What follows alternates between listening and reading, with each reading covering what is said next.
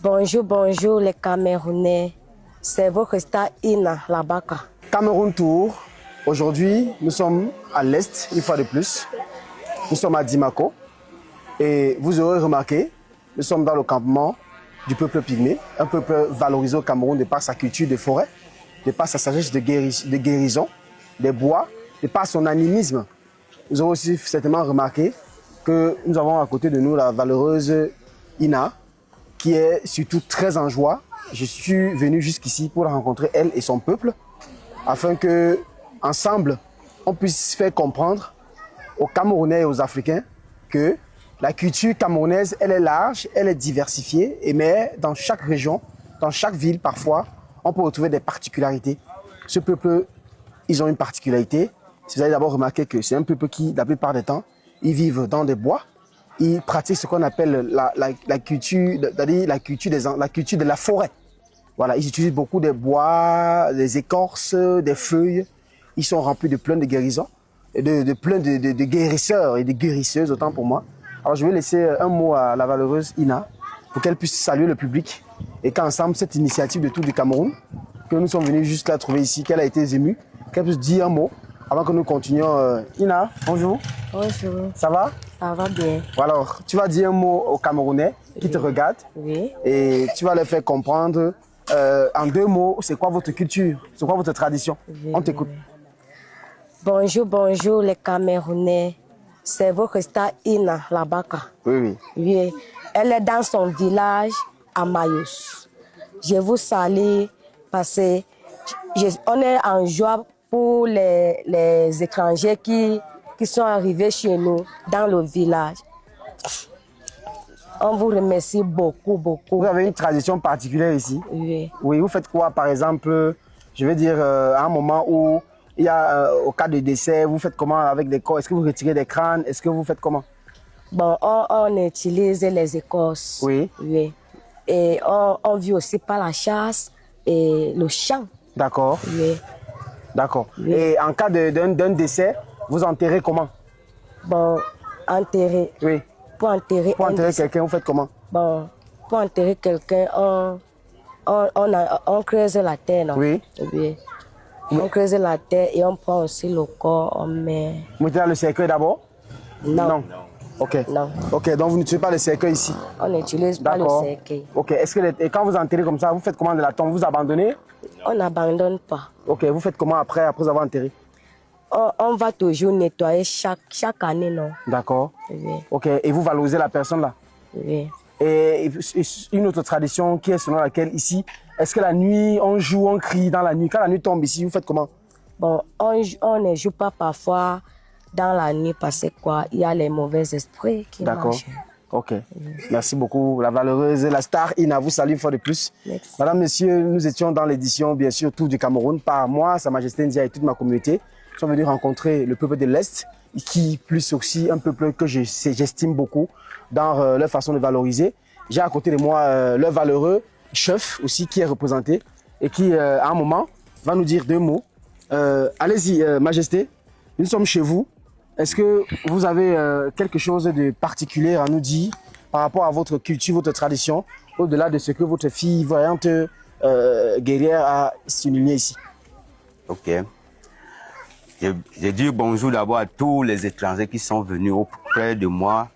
Moi, c'est Sa Majesté Noutchegenu Dieudonné. Merci, Majesté. Je suis le chef du peuple autochtone de la forêt. Et nous, on vit de la cueillette, de la chasse et l'agriculture. Et avec tous nos écorces que nous on utilise pour vraiment se soigner, on a les écorces pour se soigner. On a trop de cultures qu'on fait dans la forêt. Et maintenant, on apprend aussi nos enfants de vraiment apprendre à gérer ces cultures. De maintenir cette tradition, quoi. Ces traditions, merci. Ok. Lors d'un accouchement, Majesté, ça se passe comment quand une femme va accoucher ici? Donc, l'autre là, c'est comme...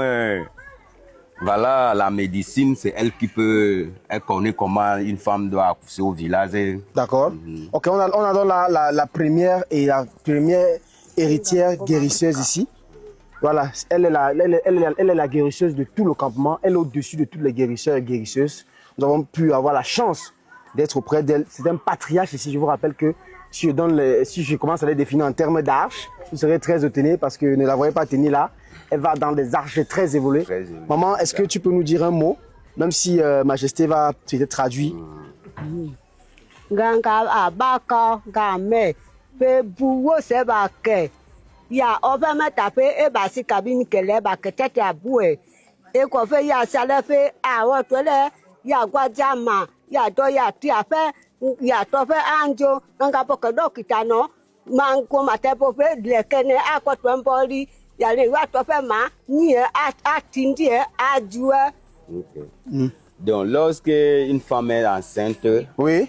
on recrute. Donc, il y a les écorces que, comme elle n'est pas à prendre les écorces, elle vient faire bruit. Donc, la femme, Oui. elle se masse avec pour qu'elle doit accoucher simplement comme ça. Donc, Oui. pas Il n'y de a douleur. pas de césarienne ici chez vous? Bon, il y en a.